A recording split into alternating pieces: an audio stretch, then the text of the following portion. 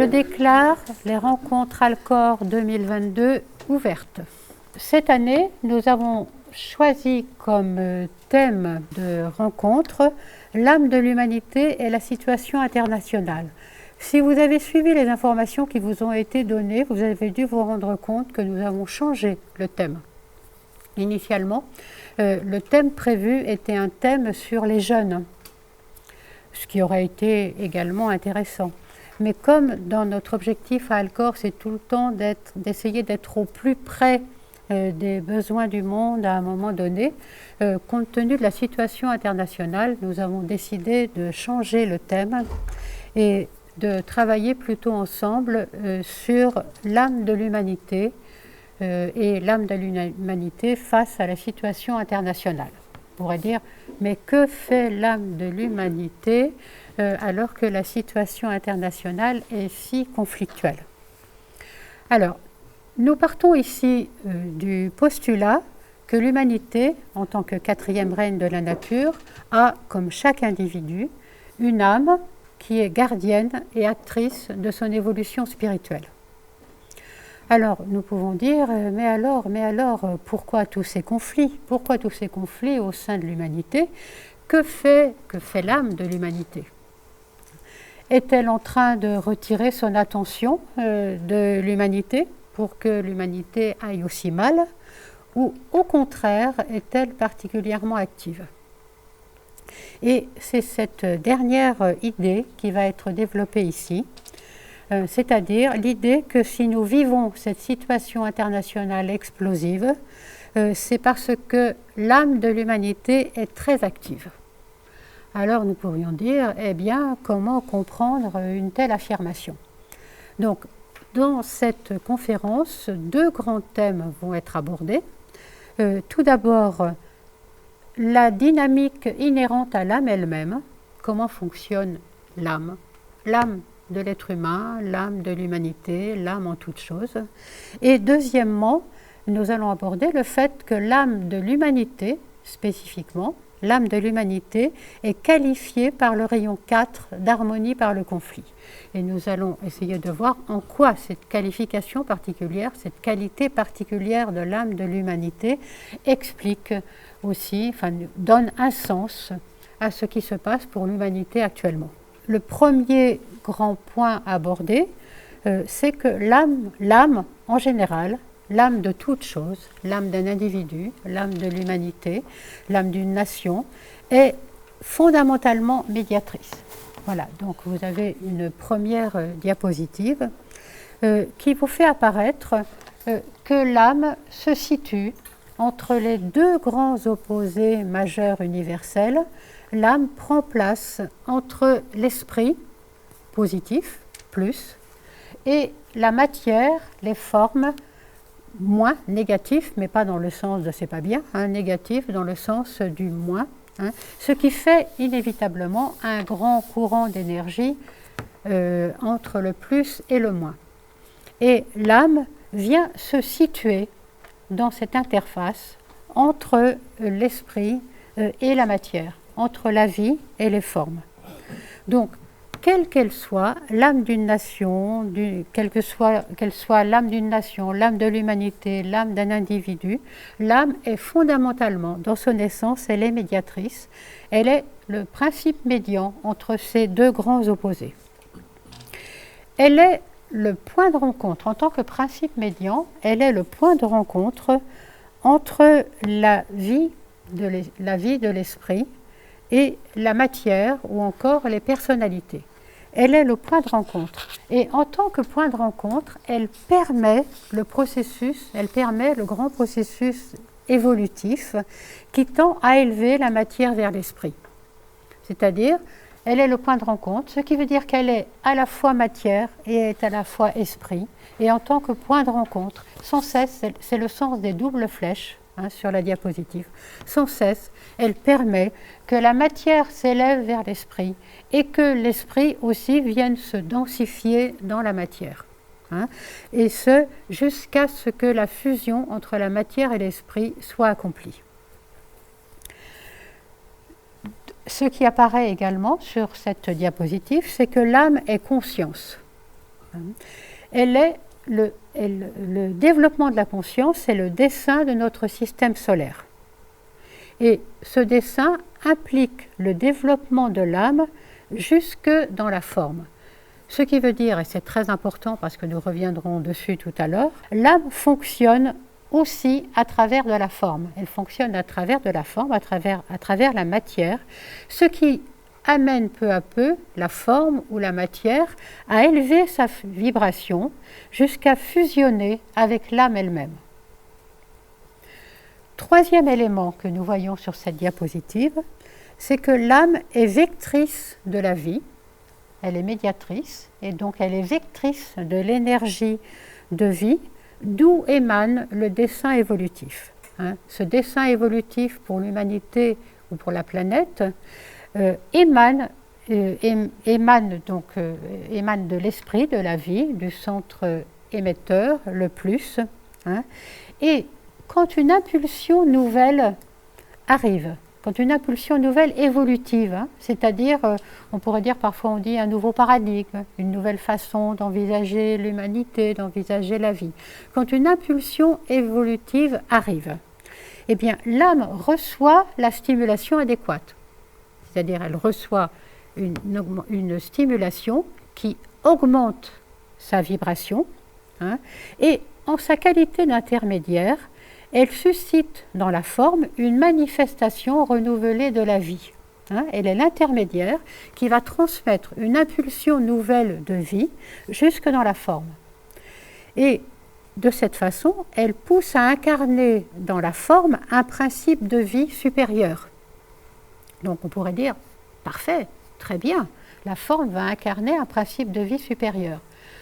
Sauf que de notre point de vue encore, c'est-à-dire du point de vue de la forme, du point de vue de l'humanité incarnée, ce principe de vie supérieure se présente sous la forme d'une crise. Voilà. Et donc, le fait, pour nous, ça paraît infiniment moins sympathique, alors qu'en fait, c'est une vibration supérieure qui cherche à se manifester. Donc, ça paraît pour nous sous forme d'une crise, qui est une crise évolutive. Et cette crise évolutive, impulsée par l'âme, se manifeste tout le temps en 3 temps. 3 temps qui sont d'une part destruction, d'autre part attraction et un 3e temps reconstruction. Déconstruction, attraction, reconstruction. Premier temps, déconstruction. Comment l'âme peut-elle pousser à la déconstruction ? Eh bien oui, l'âme est vecteur de conscience et donc d'attention et de désir. Et c'est la conscience qui fait la cohésion de toute forme. C'est la conscience avec l'énergie d'attraction qui est l'énergie fondamentale de l'âme et l'énergie fondamentale de la conscience.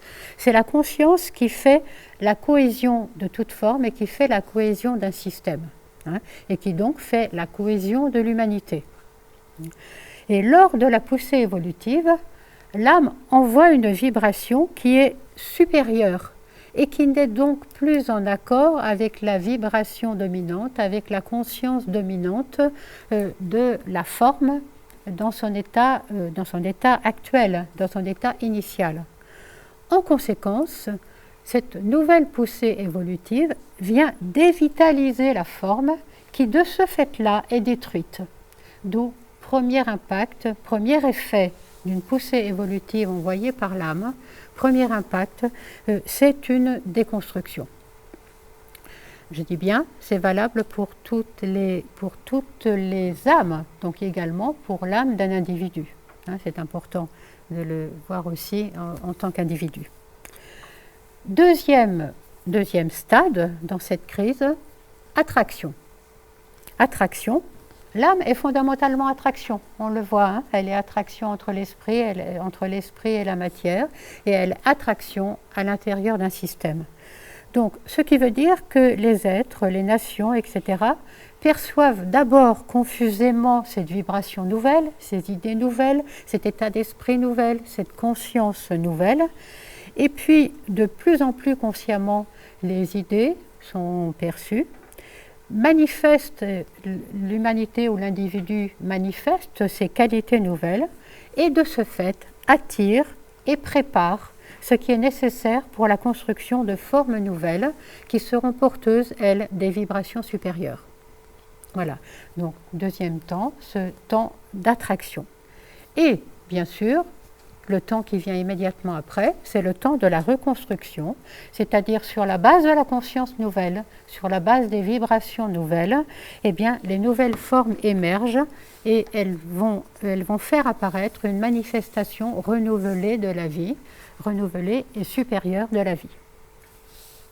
Et cela est vrai de l'âme de l'être humain, de l'âme d'une nation ou de l'âme de l'humanité elle-même. Et c'est dans une telle période d'impulsion de vie nouvelle que l'humanité se trouve actuellement. Voilà. Donc nous sommes, c'est une heureuse nouvelle, hein, nous sommes dans cette impulsion de vie nouvelle, dans cette période d'impulsion de vie nouvelle. Et le maître Dwalkul, ou Alice Bailey, dans les enseignements de la sagesse, nous affirme que l'âme de l'humanité est en train de s'éveiller. Dans un petit livre qui s'appelle « La destinée des nations », qui a été écrit après la guerre mondiale et qui a été publié en 1949, le maître Dwalkul affirme que nous vivons une période cruciale de l'histoire de l'humanité et de la planète, que cette période est des plus intéressantes, elle ne ressemble à aucune période précédente. Pourquoi ? Parce que l'esquisse du plan évolutif, l'idée du plan évolutif, a commencé à pénétrer dans la conscience de l'humanité et de ce fait, l'humanité commence à coopérer au grand dessein évolutif. Donc c'est une grande et belle avancée. Et il explique que cette avancée de l'humanité permet maintenant justement une impulsion de vie nouvelle. Et c'est cette impulsion de vie nouvelle qui émane du centre de vie et volonté qui est source du dessein évolutif, qui implique la crise évolutive majeure que nous sommes en train de vivre, hein, c'est-à-dire c'est pour l'humanité une opportunité majeure et un choix majeur à réaliser. C'est-à-dire crise veut dire tout le temps, la racine du mot crise, ça veut dire opportunité et choix à réaliser. Alors, le maître Dwalkul explique que pour la première fois dans l'histoire de l'humanité, d'une part, l'impact évolutif embrasse l'humanité sur une vaste échelle.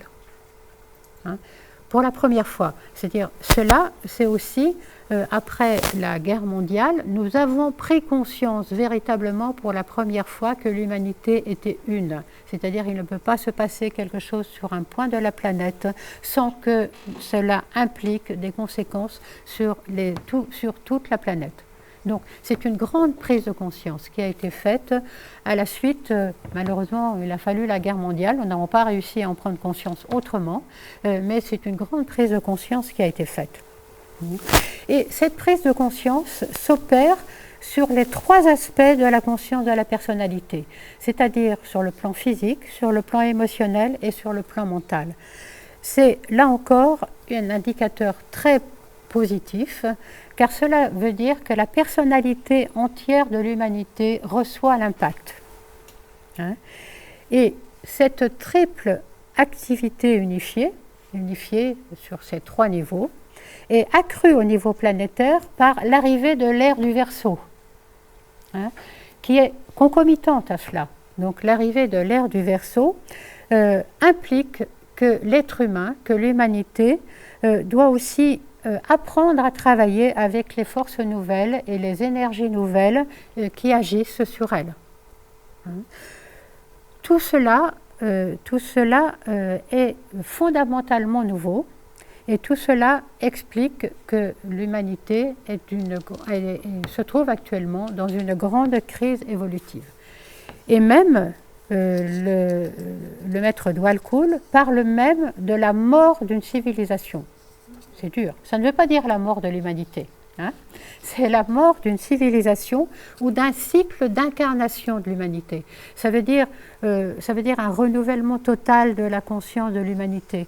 On dit parfois, dans le grand public, on parle beaucoup plus souvent de l'arrivée de nouveaux paradigmes. Les paradigmes anciens doivent s'arrêter et c'est l'arrivée de nouveaux paradigmes, donc d'un cycle de conscience nouvelle, d'une incarnation nouvelle de l'humanité dans sa conscience.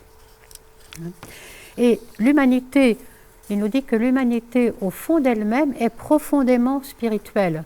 Le sens spirituel est inné au sein de l'humanité, même si nous n'en sommes pas automatiquement conscients. Ce sens spirituel est inné. Hein. Et actuellement, les dogmes religieux qui nous ont accompagnés pendant les 2000 ans passés et qui nous ont aidés à avancer, hein, qui faisaient partie de la poussée évolutive des 2000 ans passés, mais ces dogmes religieux peuvent plus suffire à contenir la puissance de la vie spirituelle intérieure de l'humanité. Il faut donc maintenant de nouvelles formes. Hein. Alors, d'où cette phase de destruction dans laquelle nous sommes. Hein.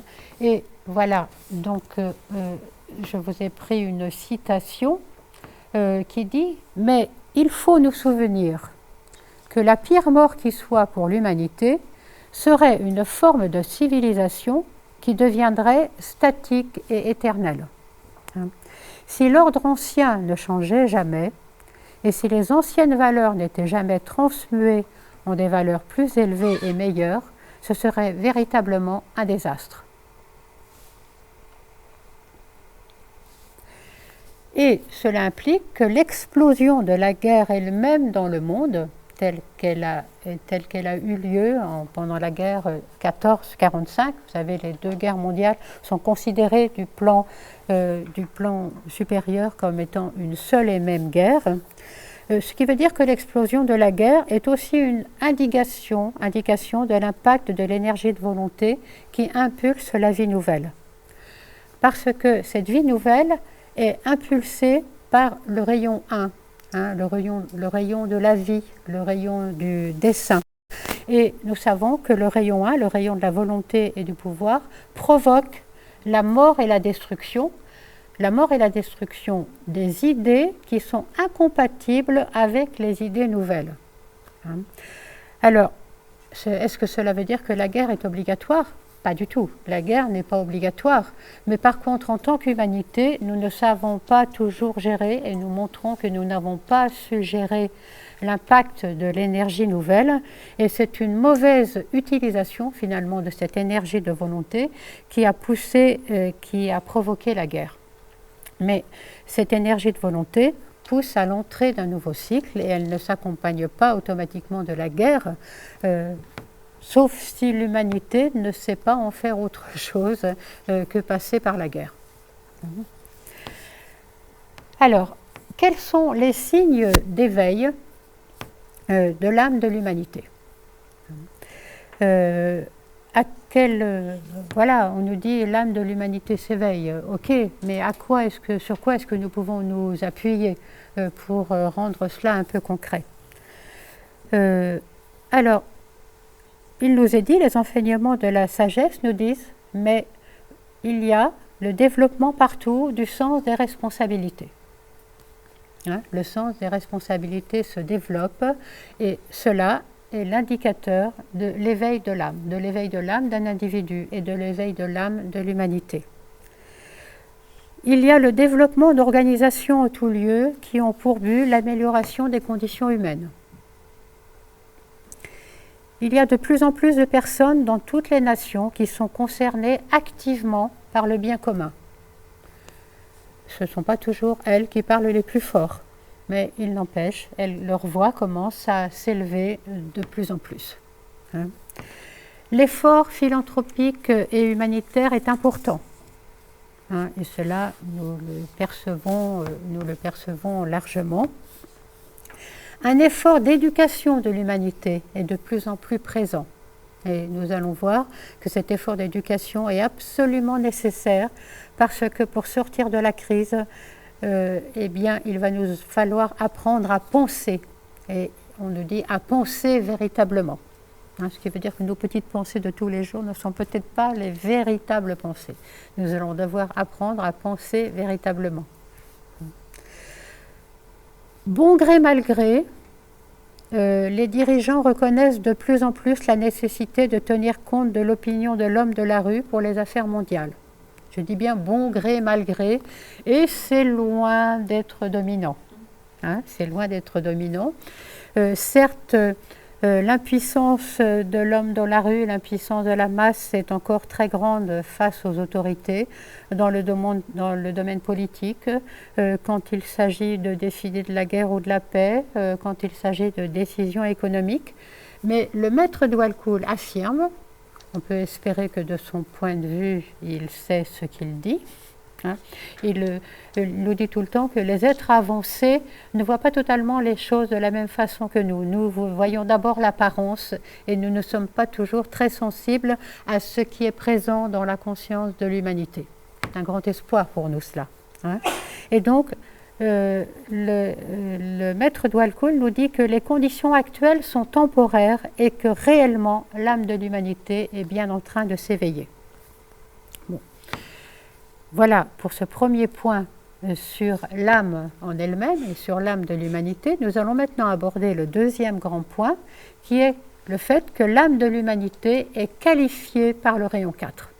Le rayon 4 qui est le rayon d'harmonie par le conflit. On pourrait dire déjà, quel drôle de nom que le rayon d'harmonie par le conflit. Ce qui veut dire que comme pour chaque être humain, l'âme de l'humanité est qualifiée par un rayon. Et ce rayon va donner une dynamique particulière au processus d'évolution. En tant qu'individu, nous avons tous aussi une âme, bien sûr, qualifiée par un rayon qui n'est pas toujours le même, et qui vient donner son énergie à notre dynamique d'évolution particulière. C'est donc le rayon 4 d'harmonie par le conflit qui qualifie l'âme de l'humanité. C'est donc lui qui anime la famille humaine. Alors, la famille humaine a également un rayon de personnalité, a également une personnalité et un rayon de personnalité. Et ce rayon de personnalité est le cinquième, celui de la connaissance concrète ou science. Ce qui veut dire que deux grandes influences qualitatives soufflent avec bonheur sur l'humanité dans son ensemble. D'une part, le rayon 4 d'harmonie par le conflit, et d'autre part, le rayon 5 qui donne à l'humanité le pouvoir d'atteindre la connaissance par un choix judicieux, par le discernement, un choix judicieux, et ce, jusqu'à la sagesse. À noter, et c'est important, que ce rayon 4 est en train d'entrer doucement en manifestation à partir de maintenant, c'est-à-dire à partir de 2025. Il entre dans un cycle de manifestation majeure qui permettra à son énergie d'impacter plus directement non seulement l'humanité, mais également la planète entière.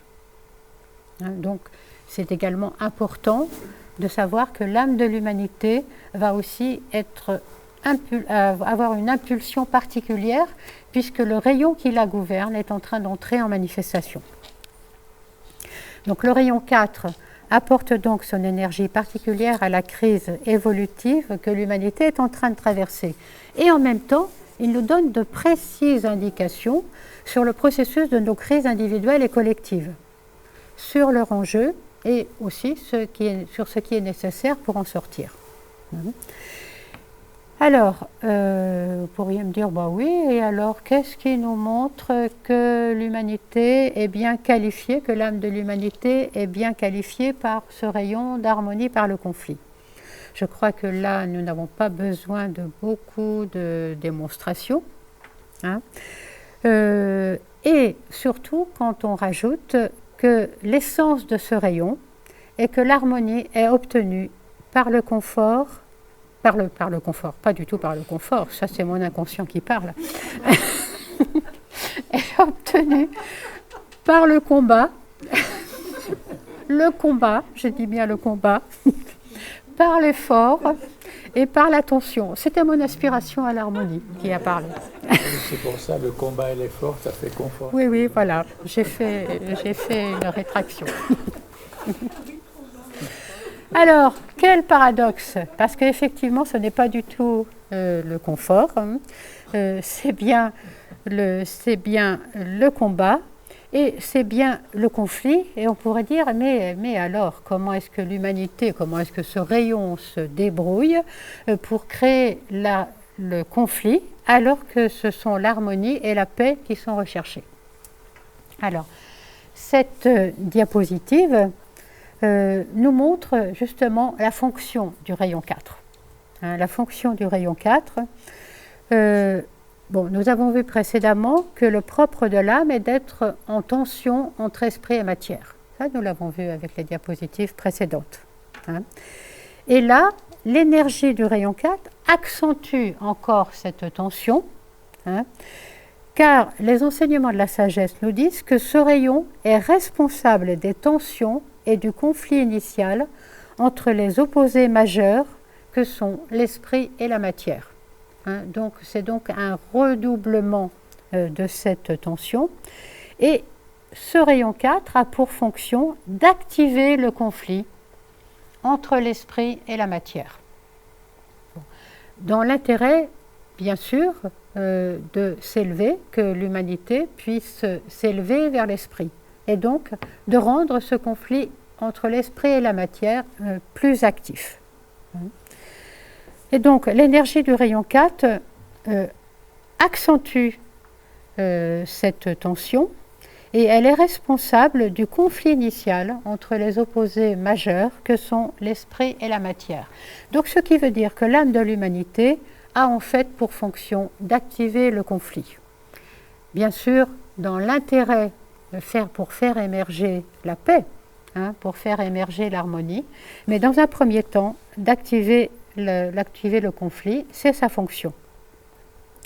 C'est également l'énergie du rayon 4 qui fait apparaître la distinction entre ce qui est évolutif et ce qui est involutif. Voilà. Hein, c'est-à-dire nous montre constamment par les crises, que l'humanité est en train de vivre, nous montre constamment la distinction, essaye de stimuler notre prise de conscience sur la différence entre ce qui est involutif pour l'humanité et ce qui est évolutif pour l'humanité. Nous avons vu précédemment également que pour élever la conscience, l'âme fonctionne au travers de la forme. Hein, l'âme fonctionne au travers de la forme, et l'âme de rayon 4 est incarnée dans la forme, l'âme de rayon 4 de l'humanité est incarnée dans la forme et vit donc profondément les limitations de sa forme, avec ses défauts, ses mirages, ses clivages, et elle aspire tout aussi profondément aux vibrations supérieures de l'harmonie et de la paix. C'est donc cette tension extrême qui produit le conflit, car l'énergie de l'harmonie par le conflit est fondamentalement la volonté de détruire toute limitation jusqu'à ce que l'harmonie ou l'union totale soit atteinte. Voilà, donc nous voyons cette tension, ce plus-moins là, qui est la tension de l'âme de l'humanité, qui est tendue entre l'harmonie et les limitations de la forme. Et donc, c'est pour cela que l'humanité est perpétuellement déchirée par des conflits individuels et collectifs. Elle est tendue entre la disharmonie de la forme et son aspiration à la paix. Voilà l'état, on pourrait dire, notre état constant en tant qu'humanité, notre état d'aspirer à la paix et d'être contrainte à vivre la disharmonie de la forme. C'est le principe de conflit qui est la caractéristique marquante du rayon d'harmonie par le conflit. Vous pourriez dire, mais ça pourrait être le rayon d'harmonie. Oui, l'objectif, c'est l'harmonie. Mais c'est le principe de conflit qui est la caractéristique marquante de ce rayon d'harmonie par le conflit. Il rend sensible au dualisme fondamental des mondes manifestés. Il est actif dans tous les groupes, les organisations, les institutions en tout pays et dans tous les secteurs de la pensée humaine. Il gouverne inévitablement la vie des nations. Ce qui veut dire que toutes les crises sont gouvernées par le principe de conflit. Sa mission est d'éveiller le discernement de l'humanité pour clarifier le clivage entre les valeurs spirituelles désirables et les valeurs matérielles indésirables. L'histoire de l'humanité nous le montre à l'œuvre et depuis des millénaires, les activités des nations et des gouvernements ont souvent été d'un égoïsme exacerbé et dominé par les concepts d'agression et de compétition. Les territoires de la planète sont passés en différentes mains plusieurs fois et le monde a été le terrain de jeu d'une longue succession de conquérants. La guerre 14-45, puisqu'on considère sur le plan évolutif que c'est une seule et même guerre, a marqué un point culminant dans le travail du principe de conflit. Actuellement, les deux aspects du rayon 4, conflit et harmonie, luttent pour engendrer la libération du genre humain et lui faire trouver son équilibre. Le principe de conflit augmente en puissance et en même temps, on voit émerger une tendance nette à l'aspiration et à l'harmonie. Cette aspiration résulte de la lassitude des combattants, du changement de valeur avec la prise de conscience que la vraie grandeur n'est plus attribuée aux conquérants, mais à ceux qui voient l'humanité comme un tout uni, fait de relations mutuelles et de coopération. Et ceux qui luttent pour cette unité mondiale et les justes relations commencent à être reconnus comme des héros. Par exemple, Nelson Mandela. Le rayon 4 est en étroite relation, le rayon 4, donc ce rayon de l'âme de l'humanité, est en étroite relation avec le rayon 2 d'amour-sagesse.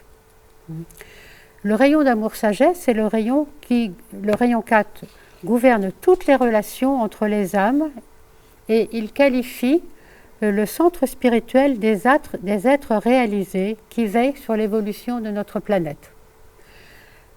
La hiérarchie spirituelle, elle est de rayon 2. Et donc vous voyez cette grande coopération qui s'opère entre le rayon 4 qui qualifie l'humanité, qui qualifie l'âme de l'humanité, et le rayon 2 qui qualifie ce que l'on appelle la hiérarchie spirituelle, c'est-à-dire les êtres réalisés qui veillent sur l'évolution de la planète. L'effet du principe de conflit influencé par le rayon 2 sera pour l'humanité d'engendrer de justes relations humaines et de développer un esprit universel de bonne volonté parmi les hommes. Le maître Dwalkul affirme qu'en dépit de tous les clivages et de tous les conflits extérieurs, le monde est plus soudé intérieurement que jamais. Et il existe une détermination plus ferme à établir de justes relations humaines. C'est une bonne nouvelle parce que nous pourrions dire que dans l'apparence, ce n'est pas automatiquement ce qui se voit. Mais là encore, nous sommes dans le monde de l'apparence. Ce qui veut dire que dans le monde de l'esprit, on nous affirme, et nous avons très envie de le croire, que en fait le principe d'harmonie et le principe de paix est bien présent. Quel est le processus de résolution du conflit selon le rayon 4 ?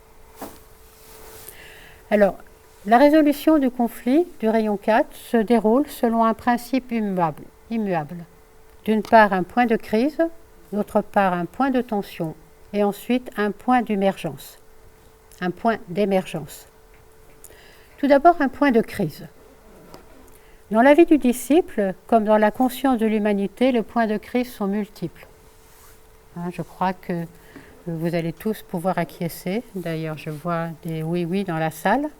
Et il touche les 3 niveaux de la personnalité, c'est-à-dire physique, émotionnel et mental. Le fait que les points de crise touchent aussi le mental est un bon indicateur, puisque c'est le gage du succès possible, parce que c'est le mental qui permet l'accès au discernement et au-delà à la sagesse de l'âme. Et donc, c'est la lutte l'humanité est en train de transférer actuellement sa conscience sur le mental, dans le mental. Hein. Et c'est la lutte entre la prépondérance de l'émotion et la prépondérance du mental qui conditionne actuellement le genre humain et qui conditionne aussi et qui est le gage du succès de la résolution de ces crises. L'humanité actuellement est en train de transférer sa conscience sur le plan mental d'une façon indubitable. Hein.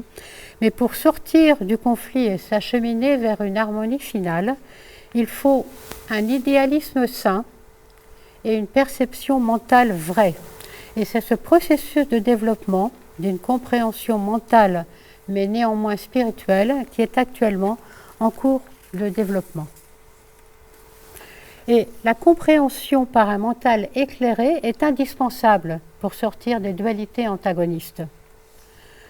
Le conflit entre la personnalité de l'humanité qui exprime des valeurs matérielles de façon dominante et l'âme de l'humanité qui exprime des valeurs spirituelles comme aspiration dominante confronte l'humanité au problème de ce qui est appelé les paires d'opposés. Et les disciples du monde sont aujourd'hui émergés dans un océan d'énergie antagoniste. Un océan d'énergie antagoniste, on pourrait dire le bien et le mal, la spiritualité et le matérialisme. Si la conscience de l'humanité est encore émotionnelle, la paire d'opposés se construit sur le plan émotionnel. Elle est alors régie par l'attraction-répulsion et la loi du tout ou rien. Pourtant, aucune nation, ni aucun individu, n'est totalement spirituel, ni totalement matérialiste, ni totalement agent du bien, ni totalement agent du mal. Aucun individu, ni aucune nation.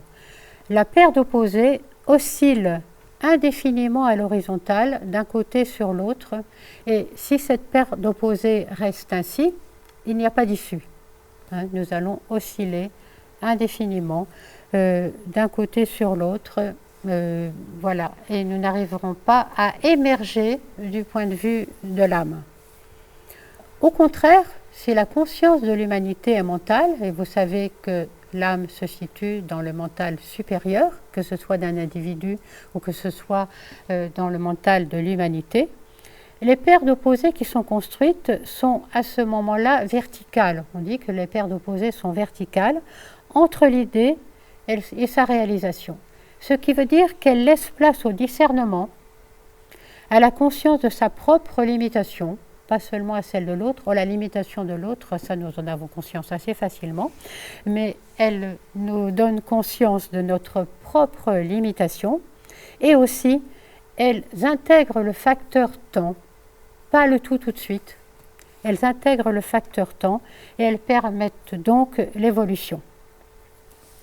Et donc, la diapositive suivante illustre ce point de crise entre les opposés. Hein, un point de crise entre... Alors, un point de crise, et vous voyez que là, le point de crise n'est pas du tout équilibré. Hein. Voilà, il va du bien vers le mal, mais il peut aussi, là, la flèche rouge est plus importante du bien vers le mal, elle pourrait, elle aussi du mal vers le bien.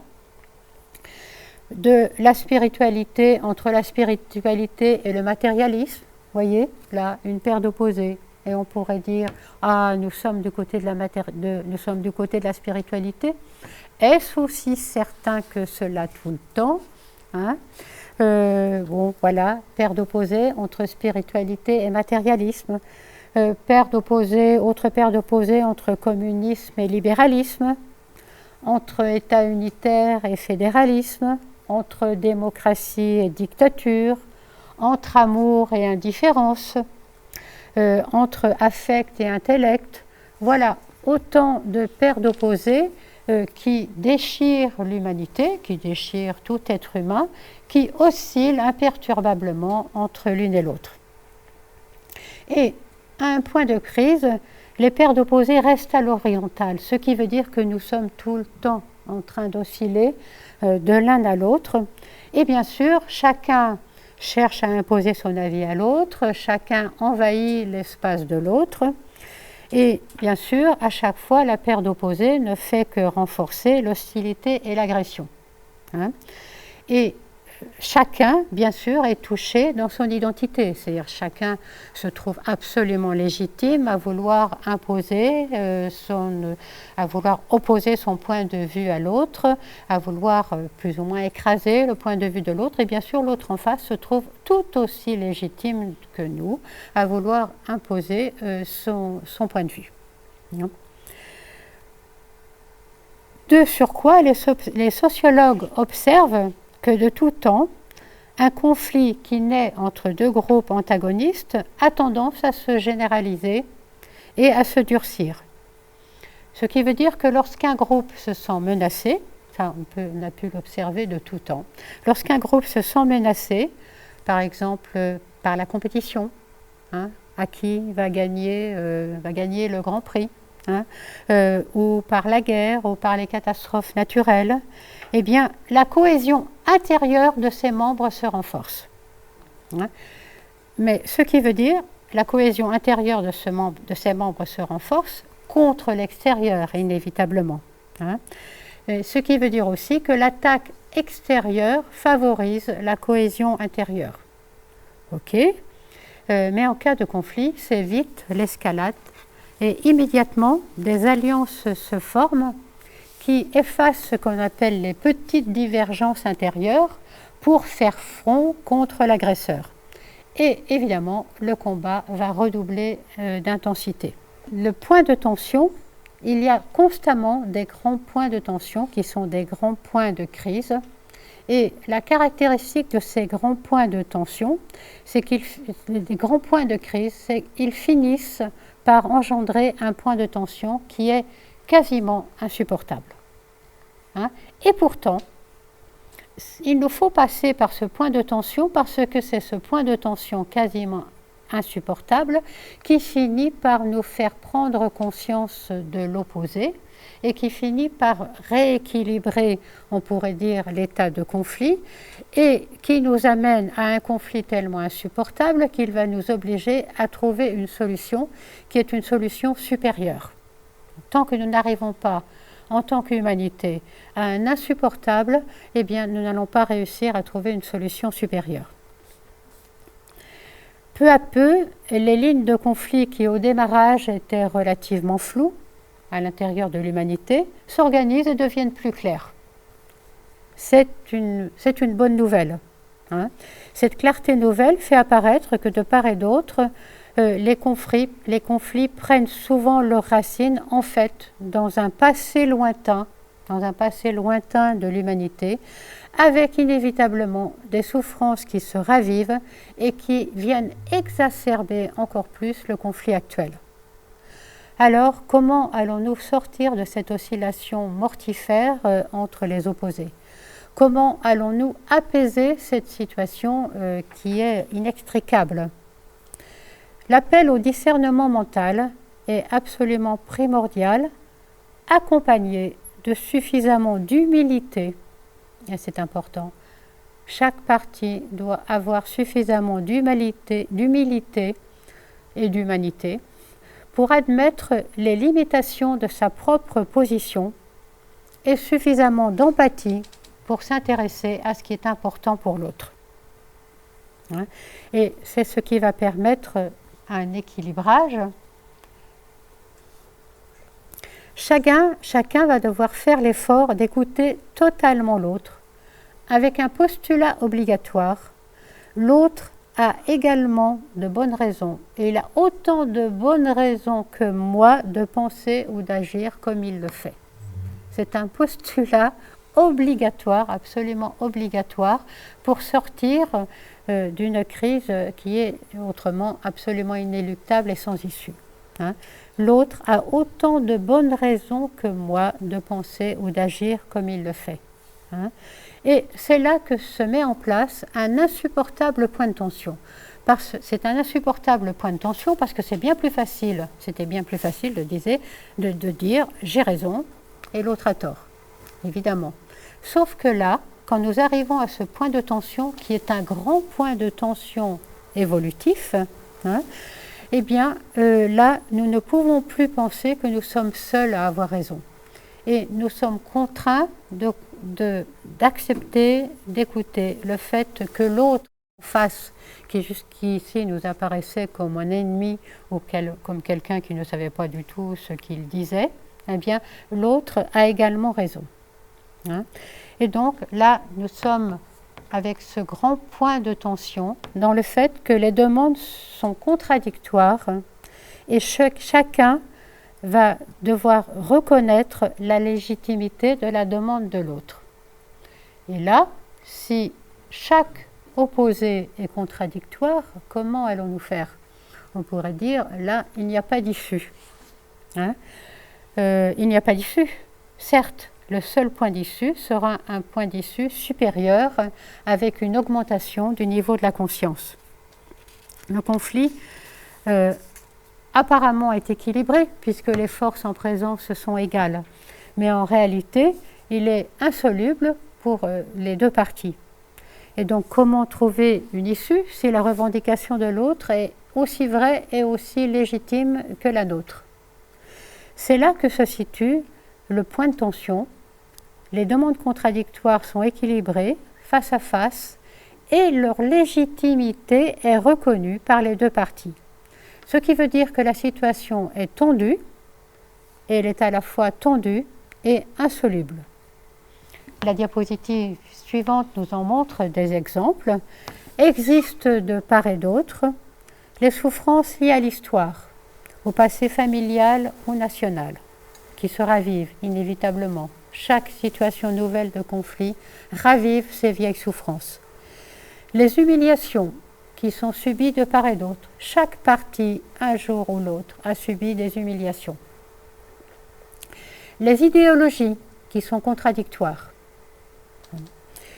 Des faux traités de paix. Vous savez, à chaque guerre, on fait un traité de paix qui, en général, jusqu'à présent, a largement humilié la partie qui avait perdu la guerre, qui était défaite. Hein. Des faux traités de paix humiliant et spoliant le vaincu. La peur, l'insécurité, qui sont générales de part et d'autre. La volonté d'exister, qui est tout aussi légitime, quel que soit le point de vue. Des valeurs qui, dans l'esprit, dans leur qualité, sont semblables, mais qui, compte tenu des points de vue différents dans la planète, ont inévitablement des applications différentes. Voilà. Autant de points de tension qui montrent une situation qui apparemment est inextricable. En tout cas, il est certain qu'elle est inextricable sur ce même plan. Hein? Il va falloir passer à un niveau supérieur pour trouver une issue. Si chacun comprend et reconnaît vraiment la position de l'autre, il n'y a pas d'issue. Tout effort au vain, tout effort est vain, hein? Et au centre, c'est l'insupportable impuissance. Effectivement, il n'y a aucune solution sur ce plan. Tous les protagonistes ont raison et tous les protagonistes ont tort. Dans la Bhagavad Gita, qui est le texte sacré de l'Inde, on décrit ce processus, on décrit le désespoir d'Arjuna. Arjuna, qui est la personnalité et qui a tant combattu qu'il est maintenant accablé autant par la victoire que par la défaite. Et d'autant plus qu'il découvre avec émotion qu'en fait, jusqu'à présent, il n'a combattu que ses frères et lui-même. C'est une grande découverte, c'est une grande prise de conscience d'Arjuna, qui est la personnalité de l'humanité elle-même, hein, et qui découvre que jusqu'à présent, il a tellement combattu, et qu'en fait, il a combattu contre ses frères et aussi donc contre lui-même, l'humanité. Hein.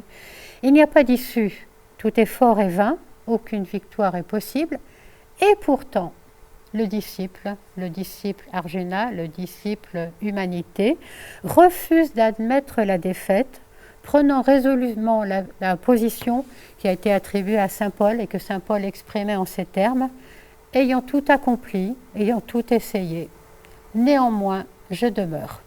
Hein, je demeure.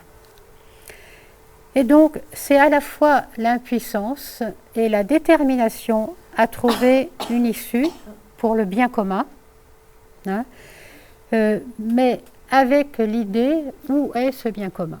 Et ce qui apparaît, c'est qu'en avant de l'individu et en avant de l'humanité apparaît un point d'émergence. Un point d'émergence. Ce point d'émergence est marqué par la parole du rayon 4. Les deux se fondent avec l'un. C'est une parole bien mystérieuse. Les deux opposés se fondent avec l'un qui lui est supérieur et qui en fait va faire l'unité des deux qui auparavant étaient deux antagonistes. Hein. Ce point d'émergence met en jeu une paire d'opposés qui cette fois-ci va être verticale. Et quand ce point d'émergence est atteint, c'est l'indicateur d'une fusion entre l'âme et la personnalité. Pas toujours une fusion totale, mais un début de fusion entre l'âme et la personnalité, et notamment entre l'âme et la personnalité de l'humanité.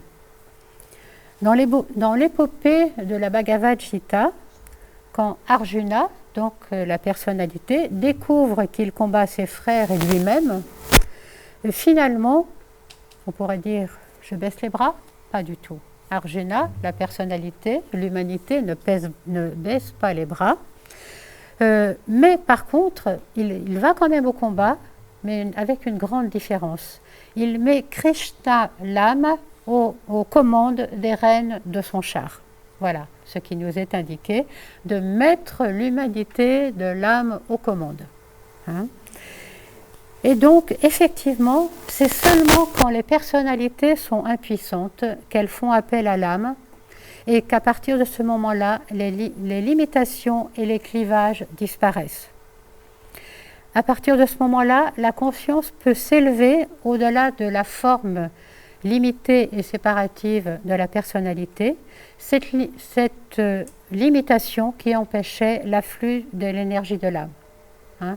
Et quand la limitation de l'âme disparaît, la limitation opposée à l'énergie de l'âme disparaît, le rayon 4 peut dorénavant accomplir sa mission. Voilà ce que dit l'âme à la personnalité. Les forces combattantes semblent se battre du point où tu te trouves. Avance d'un pas. Vois vraiment avec l'œil ouvert de la vision intérieure et tu ne trouveras pas deux mais un. Pas la guerre mais la paix. Pas l'isolement, mais un cœur qui se tient au centre. Mais pour parvenir à cette vision de l'âme, il est nécessaire de se délester de son point de vue individuel pour intégrer le point de vue de l'autre et embrasser fermement et avec détermination le bien commun. Et donc, voici enfin le point d'émergence, vous voyez, qui fait surgir à la verticale un autre point et qui fait sortir de la dualité mortifère des opposés. Alors se produit ce qui dans les livres anciens a été appelé le jaillissement de la lumière de la victoire. Victoire qui n'inflige pas de défaite à ceux qui se battent, mais résulte de la triple victoire remportée par les deux côtés et par celui qui se trouve au centre.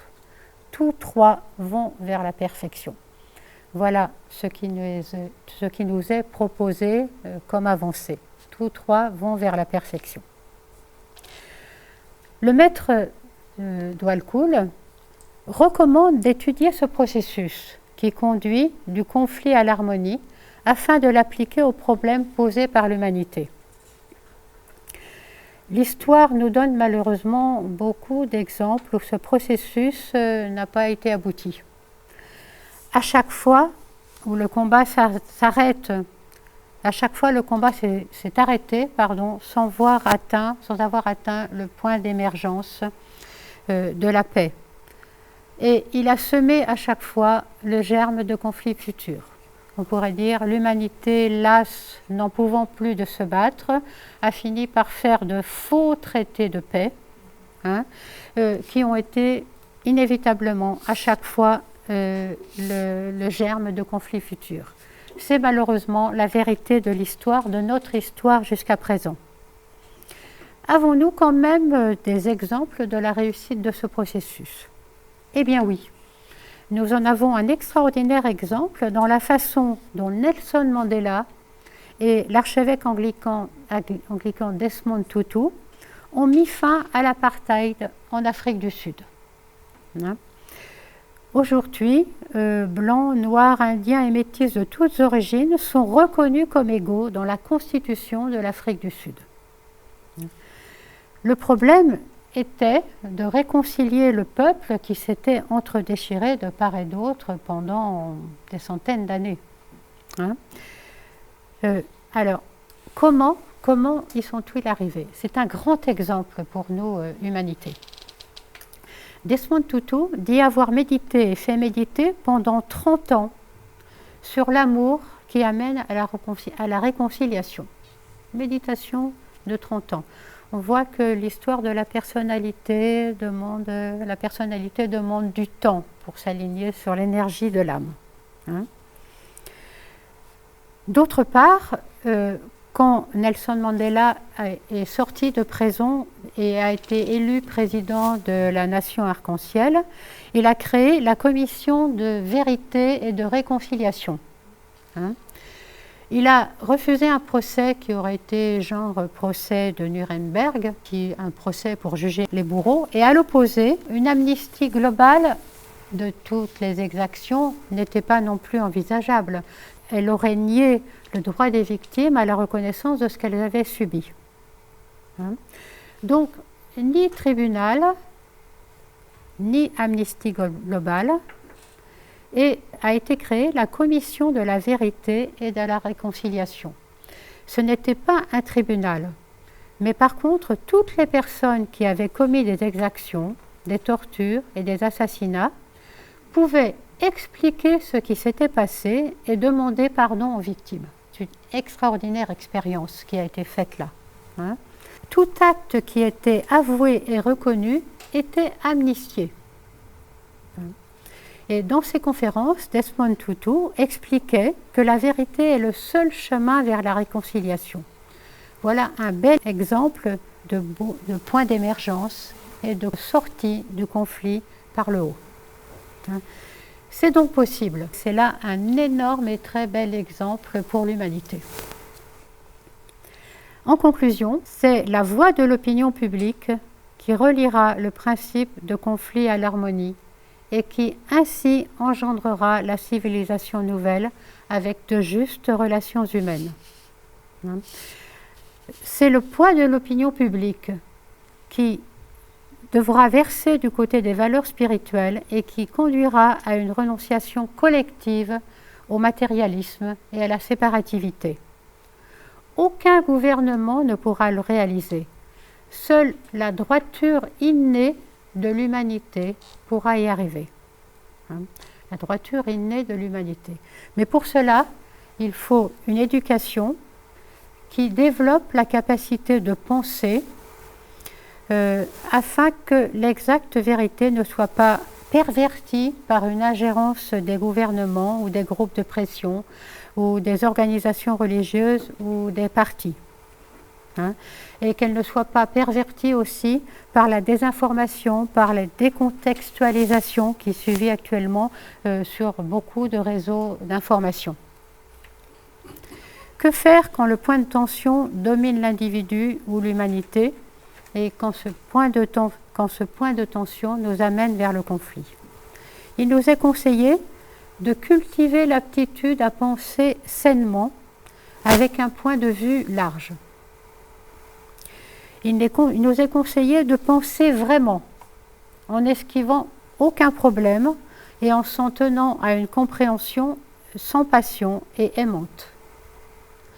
Il nous est conseillé de manifester avec l'entourage les qualités qui établiront de justes relations humaines. Il nous est demandé de ne pas nous décourager et de nous rendre compte pratiquement que les âmes des hommes sont une. L'issue parfaite du conflit sera nécessairement absente. car la perfection n'est pas encore possible, mais un grand pas peut être fait. Nous pouvons aussi invoquer l'âme de l'humanité pour obtenir sa plus libre expression sur le plan physique. Ceci peut être mis en œuvre de deux manières. D'une part, par la stimulation de l'âme des hommes en tout lieu, grâce à la compréhension de la bonne volonté, la coopération et la paix, et aussi par l'instauration au sein même de l'humanité d'une vibration de puissance telle qu'elle attirera magnétiquement une réponse du centre spirituel qui veille sur l'humanité et engendrera un rapport beaucoup plus étroit entre ce centre d'amour et l'humanité.